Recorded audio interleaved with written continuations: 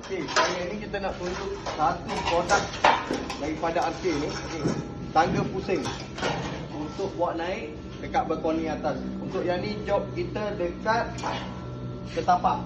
Okey. So progress kita untuk apa? Ke depan.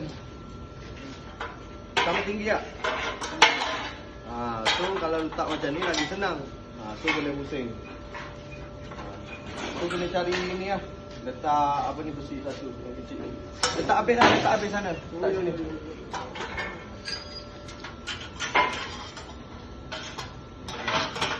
So letak sini pakai tape. Okey, pusing.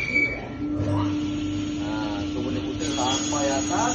So untuk yang ni lepas siap kita akan update. Okey. Untuk bahagian atas ni, stage untuk kita pijak, kita akan pakai rubber wood. Rubber wood ni dia tahan daripada tahan air, tahan daripada nanai, semua tahan lah. Sebab dia ni daripada kayu getah. Okey. Kayu dia padat. Kita tak pakai blockboard, kita tak pakai chipboard. Kita pakai rubber wood. Mungkin satu layer ataupun dua layer lah. Kalau nak cantik kita kena pakai dua layer lah. Baru dia nampak tebal.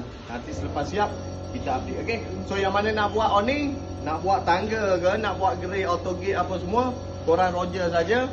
Sekarang ni satu rumah kita cover seluruh awning, kabinet, renovation, wiring, plaster ceiling. Seluruh Semenanjung Malaysia, Sabah, Sarawak, Singapura, Langkawi, semua kita cover. Okey.